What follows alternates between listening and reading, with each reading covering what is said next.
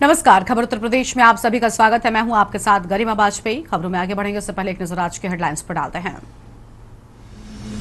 योगी शाह की 15 दिन में तीसरी बार होगी मुलाकात। काशी में 4 राज्यों के सीएम के साथ क्षेत्रीय परिषद की ऐतिहासिक बैठक। गाजियाबाद पुलिस को बड़ी सफलता, 1 करोड़ की बर्मा टीक लकड़ी के साथ 2 तस्कर गिरफ्तार। म्यांमार से नेपाल होते हुए भारत पहुंचे तस्कर। स्क्रैप की आड़ में हो रही थी महंगी लकड़ी की तस्करी। बुलंदशहर के छपरावत गांव में जलभराव का कहर, स्कूल तक पहुंचा तालाब का गंदा पानी, बच्चों को छोड़नी पड़ी पढ़ाई। कई बार शिकायत के बाद भी नहीं हुआ कोई एक्शन। लखनऊ में 4 दिन में कोरोना के 22 नए केस, एक्टिव संक्रमितों की संख्या पहुंची 35। यूपी में 24 घंटे में 26 नए मामले आए सामने। सेना को मिलेंगे 50 ड्रोन। आईआईटी कानपुर ने युद्ध स्तर पर शुरू किया काम। विश्व का सबसे शक्तिशाली होगा ये ड्रोन। यूपी के 20 जिलों में भारी बारिश का अलर्ट। ललितपुर में 132 mm बारिश। आगरा में मगरमच्छ दौड़ा। बिजनौर में हाईवे डूबा। आप देख रहे हैं के न्यूज, खबरों का सारथी।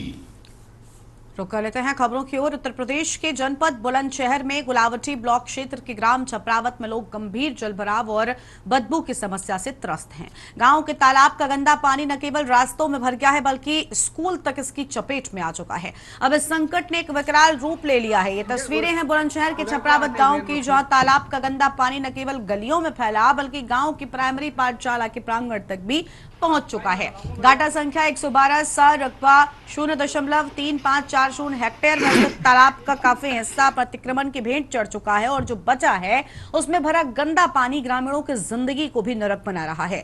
गांव के लोग रोजाना इस गंदगी और बदबू से जूझ रहे हैं। बरसात के चलते हालात और बिगड़ चुके हैं। मच्छर, सांप, कीड़े मकोड़े अब घरों में घुस रहे हैं। बच्चों की पढ़ाई सबसे ज्यादा प्रभावित हो रही है। दर्जनों बच्चों ने स्कूल जाना छोड़ दिया है और कईयों ने तो अपना नाम भी विद्यालय से कटवा लिया है। ग्रामीणों का कहना है कि उन्होंने कई बार स्थानीय प्रशासन को शिकायत दी लेकिन आज तक कोई एक्शन नहीं हुआ। अब गांव के शिक्षक परेशान हैं, बच्चे परेशान हैं। विद्यालय प्रशासन से भी संबंधित अधिकारियों को अवगत कराया गया लेकिन नतीजा शून्य रहा है।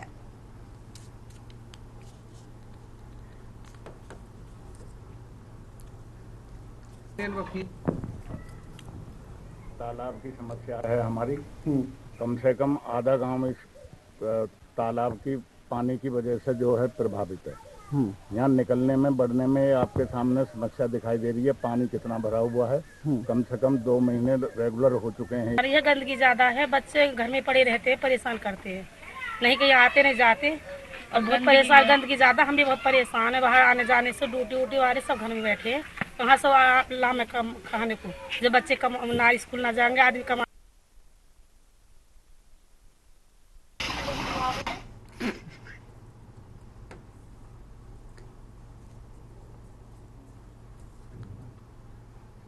और आगे बढ़ते हैं खबरों की ओर। अगली बड़ी खबर आपको चंडीगढ़ से बताते हैं, जहां पर गाजियाबाद चंडीगढ़ से बड़ी जानकारी आपको बता दें।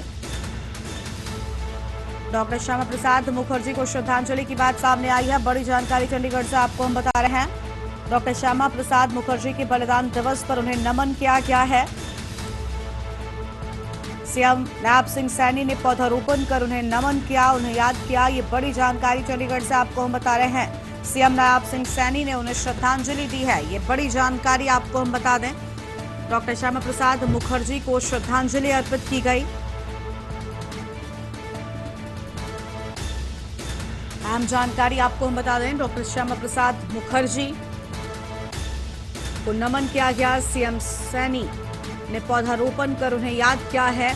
चंडीगढ़ से खबर, सीएम नायब सिंह सैनी ने दी श्रद्धांजलि। बड़ी जानकारी आपको हम बता रहे हैं।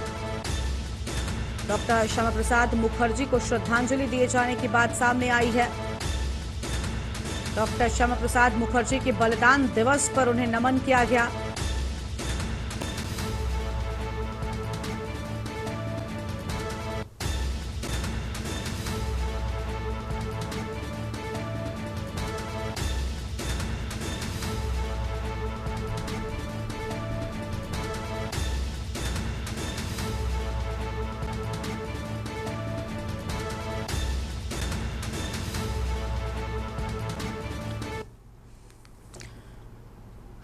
गाजियाबाद पुलिस की स्पेशल टीम और भोजपुर थाना पुलिस को बड़ी सफलता हाथ लगी है। मुखबिर की सूचना पर दिल्ली मेरठ एक्सप्रेसवे के नीचे चेकिंग अभियान चलाया गया, जिसमें एक ट्रक से 1 करोड़ रुपए से अधिक कीमत की प्रतिबंधित वर्मा टीक विदेशी लकड़ी बरामद की गई हो और पुलिस ने मौके पर पहुंचकर जांच पड़ताल शुरू की है।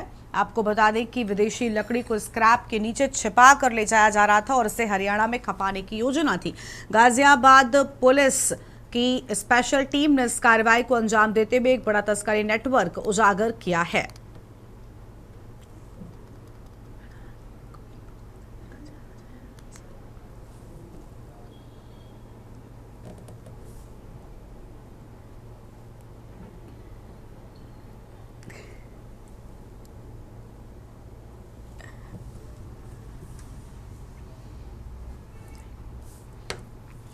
और इसी खबर पर बातचीत के लिए हमारे साथ हमारे संवाददाता जयवीर मावी जुड़ चुके हैं। जयवीर, पूरी जानकारी क्या है? गाजियाबाद पुलिस को बड़ी सफलता मिली है। बताया जा रहा है कि स्क्रैप के नीचे छिपाकर लकड़ी की तस्करी का एक बड़ा धंधा जारी था। देखिए, आपको बता दें कि गाजियाबाद पुलिस को बड़ी सफलता मिली है। म्यांमार से जो दूसरा देश है वहां से जो वर्मा टीक फ्लाई लकड़ी को ट्रक में छिपाकर लाया जा रहा था और ये ट्रक 2 देशों की सीमाओं से यानी कि सड़क मार्ग से होता हुआ भारत में पहुंचा था। नेपाल के रास्ते उसने उत्तर प्रदेश में एंट्री की और वहां से वो हरियाणा के लिए निकल आ रहा था और रास्ते में गाजियाबाद होते हुए ट्रक को हरियाणा जाना था, जहां पर भोजपुर थाना क्षेत्र में मुखबर की सूचना पर पुलिस ने एक स्पेशल टीम लगी हुई थी। उसने यहाँ पर भोजपुर में जैसे ही वो गाड़ी गाजियाबाद की सीमा में प्रवेश किया उसको रोका और रोक करके जो ड्राइवर और क्लीनर था उसको हिरासत में ले लिया है। उनसे पूछताछ की जा रही है।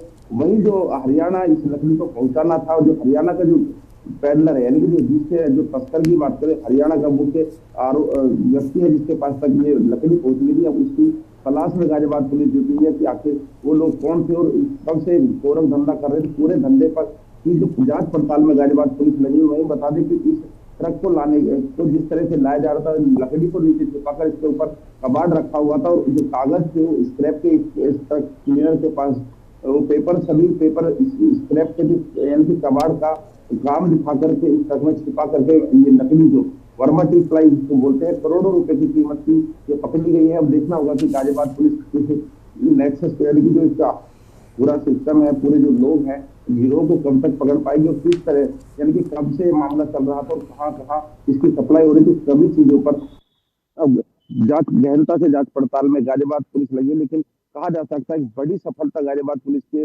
इसलिए कहा जा सकता है कि जहां जिस ट्रक को 2 देश की पुलिस नहीं पकड़ पाई और उत्तर प्रदेश यानी कि नेपाल से गाजियाबाद तक यह ट्रक बेरोक सड़क पर दौड़ता रहा, सड़कों पर चलता रहा और तमाम पुलिस के बैरियर इसने पास किए होंगे, तमाम नाके इसने पुलिस के पास किए होंगे, लेकिन कहीं भी पुलिस को इस गोरख धंधे की भनक तक नहीं लग पाई। और वही गाजियाबाद में प्रवेश करते ही जिस तरह गाजियाबाद पुलिस ने इसको पूछताछ के लिए रोका, जो खुलासा किया है, कहीं ना कहीं बड़ी सफलता गाजियाबाद पुलिस के लिए इसको कहा जा सकता है।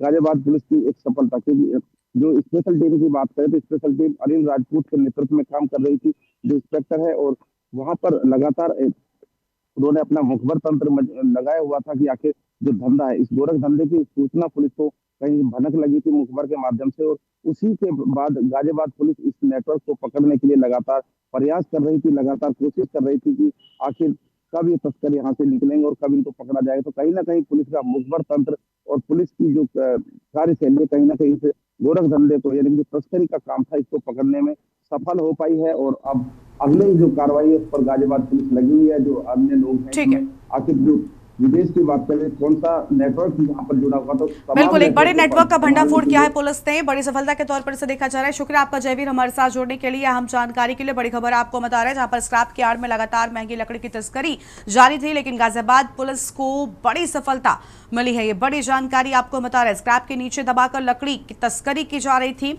1 करोड़ की बर्मा टीक लकड़ी के साथ में 2 तस्करों को पुलिस ने गिरफ्तार भी कर लिया है और बड़ी जानकारी इनसे पूछताछ के बाद भी मिलने वाली है। ये बड़ी जानकारी आपको बता दें, म्यांमार से नेपाल के रास्ते भारत में पहुंचते थे। स्क्रैप की आड़ में महंगी लकड़ी की तस्करी हो रही थी।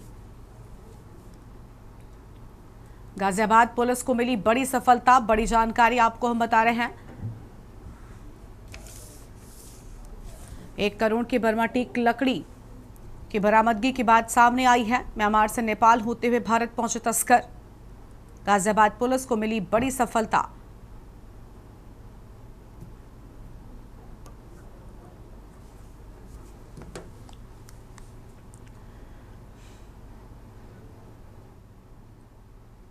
अगली खबर आपको बरेली से बताते हैं, जहां पर छात्रा से छेड़खानी करने वाला 36 घंटे में पकड़ाया। पुलिस ने आरोपी का किया हाफ एनकाउंटर। कोचिंग से आ रही छात्रा से युवक ने की थी छेड़खानी। विशेष समुदाय के युवक ने की थी छेड़खानी। मुखबिर की सूचना पर पुलिस ने की घेराबंदी। भागते समय आरोपी ने पुलिस पर की फायरिंग। आरोपी के पास से तमंचा, कारतूस का खोखा बरामद। दूध बेचने का काम करता है आरोपी युवक। घटना का सीसीटीवी वीडियो आया सामने। बाइक से छेड़खानी करता दिखा आरोपी। छात्रा से छेड़खानी करने वाला 36 घंटे में पकड़ाया गया और पुलिस ने आरोपी का किया हाफ एनकाउंटर।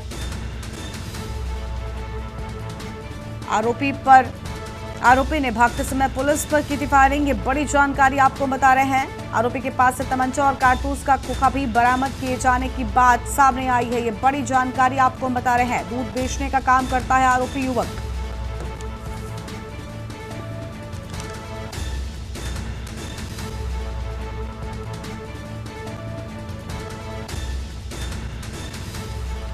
बाइक से छेड़खानी करता दिखा आरोपी। ये बड़ी खबर आपको बता रहे हैं। छेड़खानी करने वाला 36 घंटे में पकड़ा।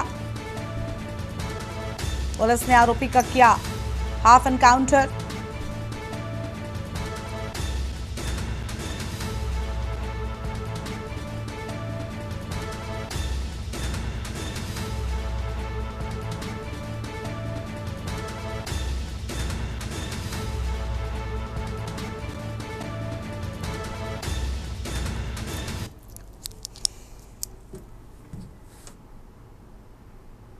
देखिए, श्रीमान वरिष्ठ पुलिस अधीक्षक जनपद बरेली महोदय द्वारा अपराध एवं अपराधियों की रोकथाम हेतु सतत एवं प्रभावशाली अभियान चलाया गया है। इसी क्रम में थाना इज्जत नगर पुलिस टीम को आज द्वारा मुखबिर ये सूचना प्राप्त हुई कि क्राइम नंबर 584/25 का वांछित अभियुक्त मुसब्बिर सनाफ रईस, जो कि कमल नयनपुर थाना इज्जत नगर का रहने वाला है, आज जनपद की सीमा से भागने की फिराक में है और अभी कश्मीरी कोठी की तरफ से जाएगा। अगली खबर देवरिया से है, जहां पर कच्ची शराब के खिलाफ पुलिस ने ऑपरेशन प्रहार नामक व्यापक अभियान चलाकर 81 ठिकानों पर छापेमारी की। इस कार्रवाई का नेतृत्व पुलिस अधीक्षक विक्रांत वीर ने किया है। जिले के 22 थानों की 63 टीमों ने एक साथ अवैध शराब निर्माण और बिक्री के खिलाफ दबिश दी। इस छापेमारी में कुल 17 अभियुक्तों को गिरफ्तार किया गया है। अभियुक्तों के कब्जे से 211 लीटर कच्ची शराब बरामद हुई है, जबकि लगभग 400 लीटर लहन को मौके पर ही नष्ट कर दिया गया। इसके अलावा एक आरोपी के पास से 25 शीशी बंटी बबली ब्रांड की देशी शराब भी जब्त की गई है। इस कार्रवाई के तहत कुल 18 अभियोग विभिन्न धाराओं में दर्ज किए गए हैं, जिनमें अवैध शराब कारोबार से जुड़ी कड़ी कानूनी कार्रवाई की जा रही है। पुलिस ने कहा कि अभियान अवैध शराब की तस्करी और निर्माण पर लगाम लगाने के लिए एक महत्वपूर्ण कदम है।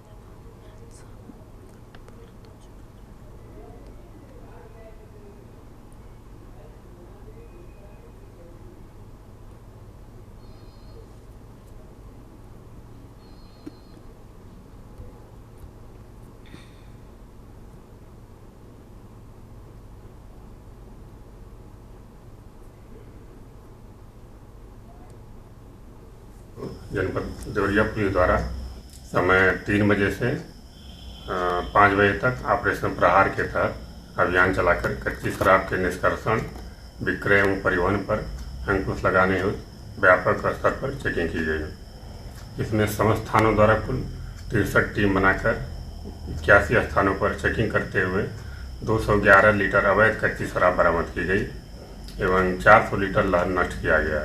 इसके संबंध में कुल 18 व्यक्तियों के विरुद्ध 18 अभियोग पंजीकृत करके विधिक कार्रवाई की गई है।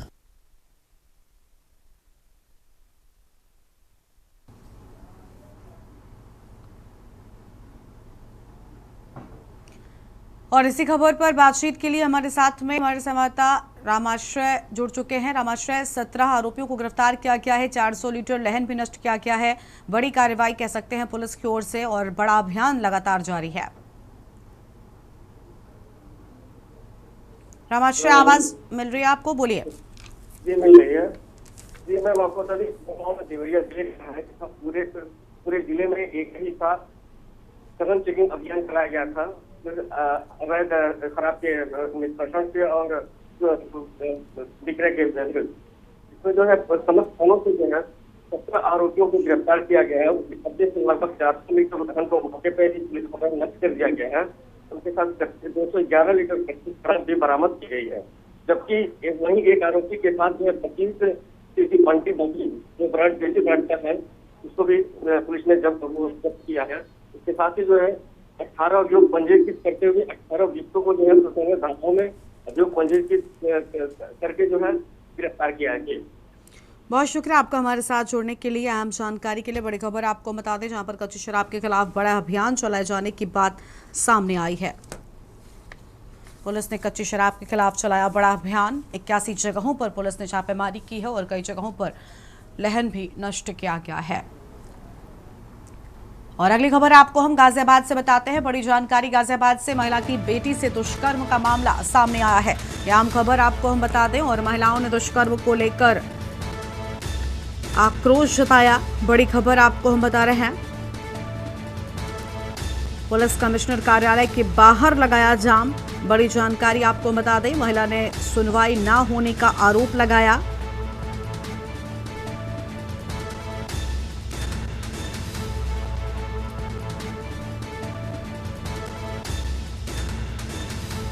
अहम खबर आपको हम बता रहे हैं। आरोपियों पर कड़ी कार्रवाई की मांग की गई है। यह अहम जानकारी आपको हम बता दें।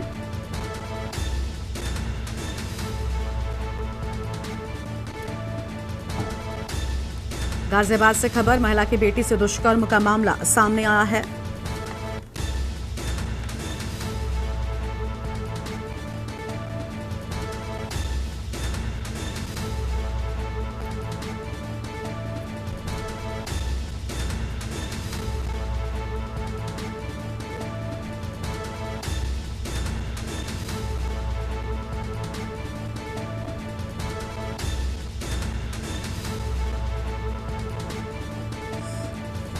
और इसी खबर पर बातचीत के लिए हमारे साथ हमारे संवाददाता जयवीर मावी जुड़ चुके हैं। जयवीर, पूरी जानकारी क्या है?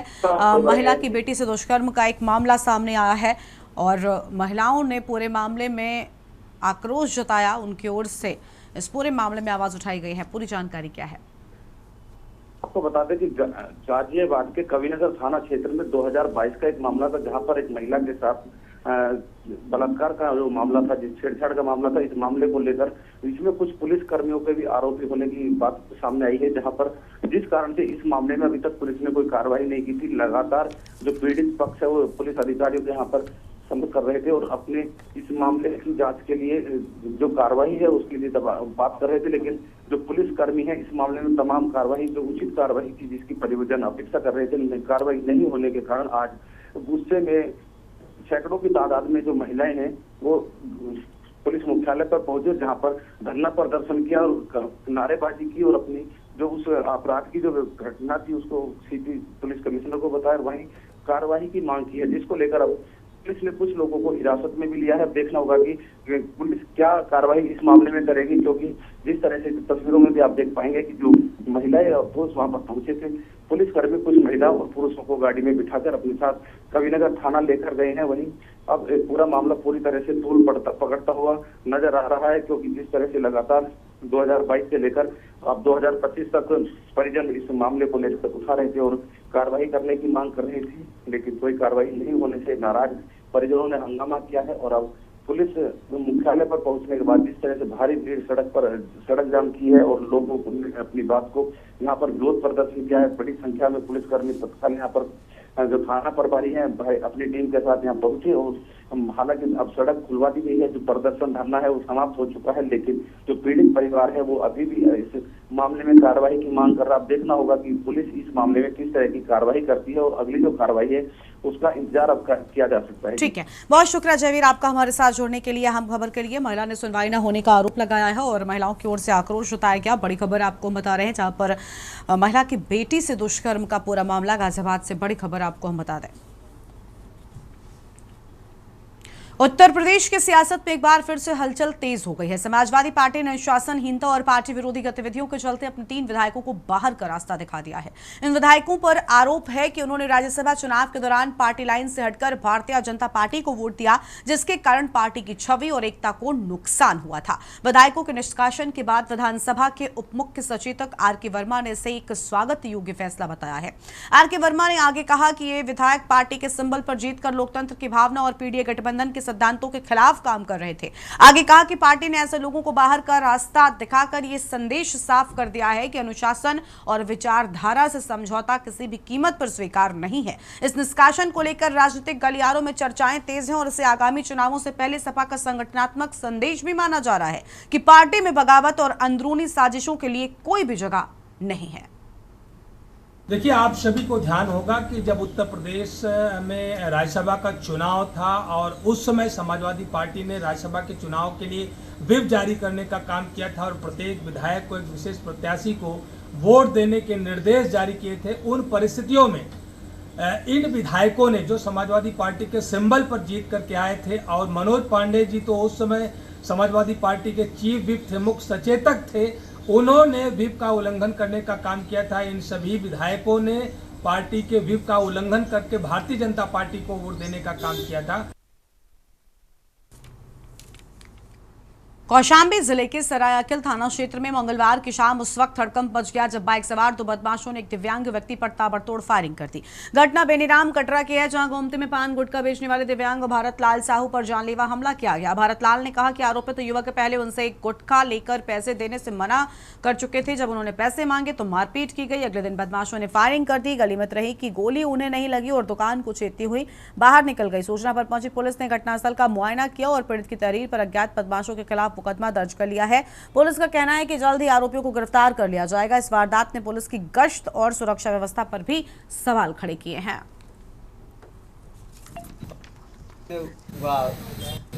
दुकान ही पान के तो गुटका लेहिन, पैसा मांगा तो कहा पैसा न देवे तो माने लपटी अवझा हो गए। आवाज माने बैठ रहे संजय हो गया, तमका गर्मा लगा थे, गर्मी थे और फैले बैठ जाई, फैले बैठ रहे तो पता नहीं किसने आवा गोली मार भाग कर देखा नहीं आज।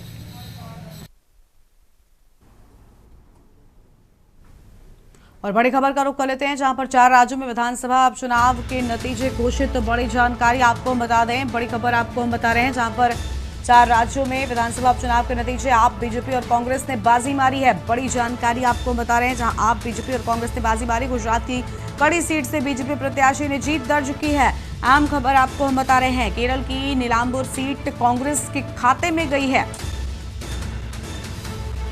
और केरल की नीलांबूर सीट कांग्रेस के खाते में जाने की बात सामने आई है। अब चुनाव के नतीजे घोषित किए जाने की बात सामने आई। गुजरात की विसावदर सीट पर आम आदमी पार्टी को जीत मिली है। बड़ी खबर आपको हम बता रहे हैं, आपके गोपाल इटालिया ने बड़ी जीत हासिल की है। आपके गोपाल इटालिया ने बड़ी जीत हासिल की। गोपाल इटालिया ने 17,581 वोटों से जीत दर्ज की है। अहम खबर आपको हम बता दें, 4 राज्यों में विधानसभा चुनाव के नतीजे घोषित किए जाने की बात सामने आई है। अहम खबर आपको हम बता रहे हैं और आप, बीजेपी और कांग्रेस ने बाजी मारी है। गुजरात की कड़ी सीट से बीजेपी प्रत्याशी ने जीत दर्ज की। उपचुनाव नतीजों को लेकर ये अहम खबर सामने आ रही है। बड़ी जानकारी आपको हम बता रहे हैं। केरल की नीलांबूर सीट पर कांग्रेस ने बाजी मारी है। ये बड़ी जानकारी आपको हम बता दें, गुजरात की विसावदर सीट पर आपको जीत मिली है।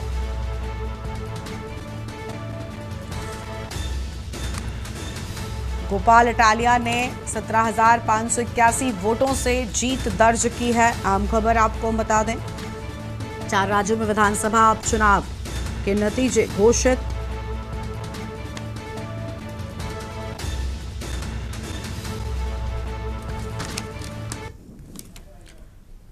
इस बुलेटिन में इतना ही। तमाम बड़ी खबरों के लिए आप देखते रहिए के न्यूज़ इंडिया। नमस्कार।